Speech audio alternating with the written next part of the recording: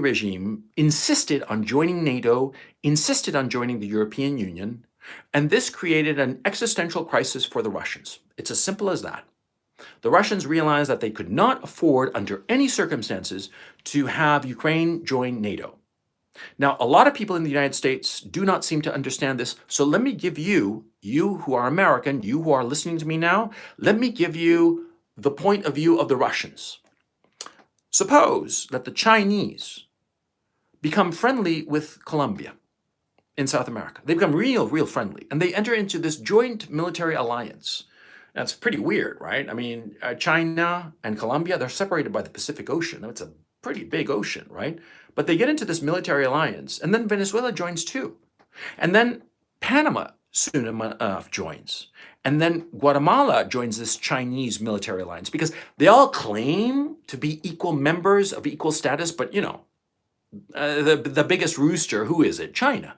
China really controls this military alliance. And China makes all these countries buy Chinese weapons, very expensive weapon systems. And it basically just twists their arm just a little, but you know, still twisting their arm. Because see, these guys, they realize that they only need to get their arms twisted a little bit to realize I'm going to pay up and buy these weapon systems, because or else the Chinese are just going to flat out break my arm, and the next guy who's president of my country is going to buy their weapons anyway. So there's no resistance. Resistance is futile to the American military-industrial complex. I mean, the Chinese military-industrial complex. So anyway, the Chinese get into this alliance with Colombia, with Venezuela, right? And it's not an alliance that sells weapons to these countries, but like with no purpose, because they don't have an enemy. But then this alliance one day decides, you know, we should say that our primary adversary is the United States. Yeah, but we're building our alliance, you know, it's just mutual protection, mutual defense. And, you know, Honduras joins, and Nicaragua joins, and Costa Rica joins. And then, you know, the United States sees this, and they get a little freaked out, you know, and there are weapon systems, Chinese weapon systems, in Colombia, in Venezuela, in Panama, in Nicaragua, Honduras, Costa Rica, and it starts wigging out the Americans something awful, right?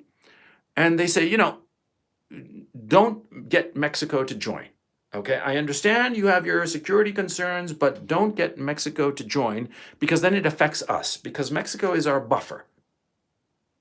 But the Chinese, they say, why? Why are you saying that? Why are you saying that Mexico can't join? I mean, any country is free to join any alliance that they want, right? Right. And so if Mexico wants to join the alliance, the Chinese-led alliance with Chinese weapon systems all over Central America and South America, well, why are you such a bad, crazy person that you don't want Mexico to join? What's wrong with you?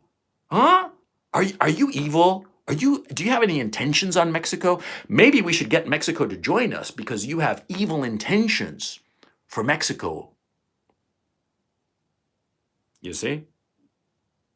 And so finally, the Chinese start poking and poking and poking at the United States, and Mexico keeps insisting that it wants to join NATO, and it starts making moves like, you know, it wants to retake Texas.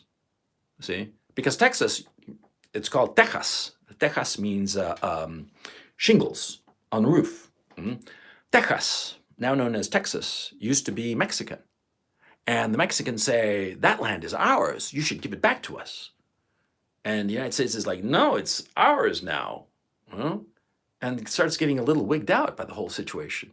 And all of a sudden, the Chinese start sending military advisors to Mexico and start importing all kinds of weapons. And the Mexicans start amassing an army right on the border with Texas, right across from the Rio Grande. And the Rio Grande is not a particularly wide river. It's a hop, skip, and a jump to cross it. I mean, migrants cross it every day, right? And so all of a sudden, the United States realizes, holy shit, these fuckers mean to invade Texas and take it from us. So what would the United States do in that case? Huh? And you tell me. I think the answer is pretty goddamn obvious now, isn't it? They would attack first. Use the element of surprise, overwhelm the Mexicans, and take over Mexico. I mean, fucking take over the whole fucking country. Like that. Take it over because the Chinese are encroaching on the buffer zone of the United States. And the United States can't have that. The United States cannot have nuclear missiles, 10 miles away from San Diego. It just can't happen. It's not going to happen. And so the Americans invade Mexico. And China, what does China do? It goes around the world saying, look at these evil Americans who invaded Mexico. They are so evil. We weren't doing anything. We were just so innocent. And Mexico, poor Mexico, we stand with Mexico. And China starts putting all kinds of sanctions on the United States. And China starts saying that, all Americans are evil. And, don't call it American football. Call it whatever else. Like that. And start demonizing not just the American government that orders this invasion, not just the soldiers, the American soldiers that invade. No, the Chinese and their proxies around the world start saying that the Americans are evil, all American people are evil, and that they should be kicked out of their country, they should be persecuted, they should be treated like garbage.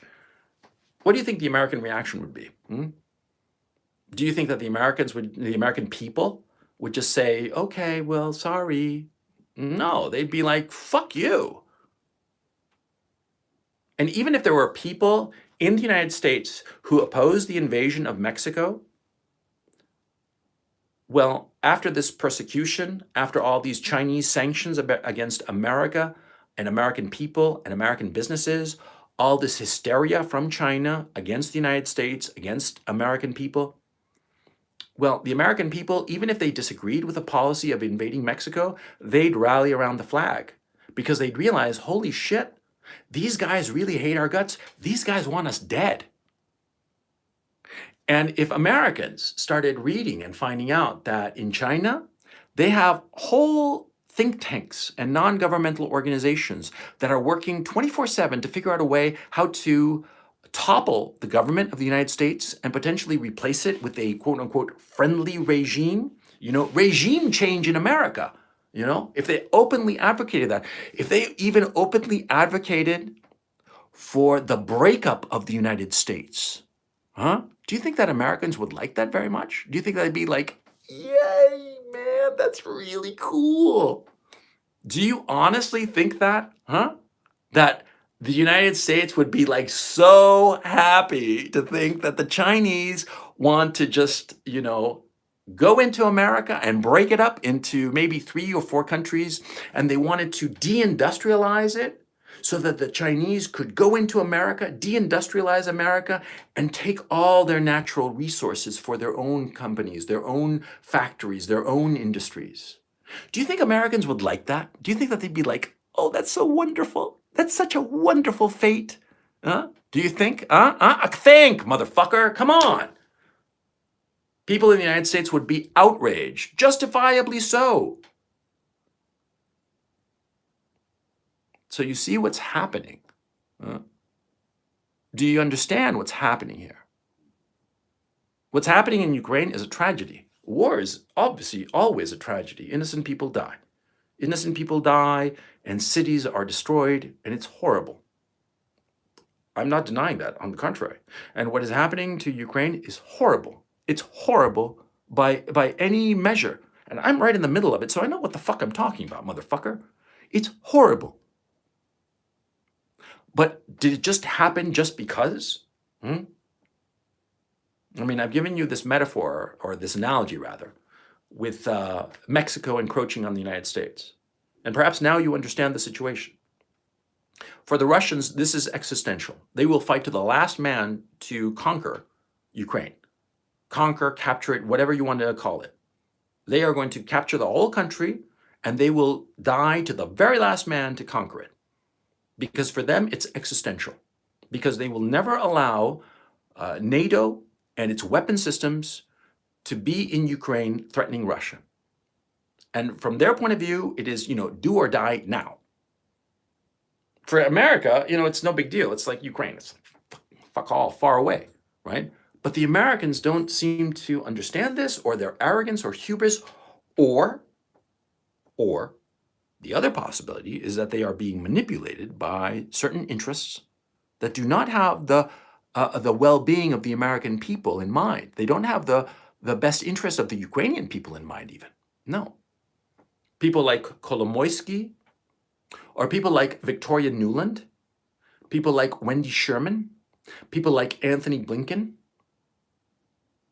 Anthony Blinken is the Secretary of State in the United States. That is basically, for those of you who are not American, he is the Minister for Foreign Affairs. Wendy Sherman is one of the principal negotiators. She's an Undersecretary of State, I believe. I forget her exact title, but she's the point person insofar as dealing with the negotiations with the different countries around the world. And Victoria Nuland is a very influential figure who engineered the coup d'etat in 2014 that overthrew the Yanukovych government and installed the Petroshenko government. And she is somebody who is the point person for Eastern Europe. Now, all of these people are with Kolomoisky in the sense that they all agree in the ultimate goal.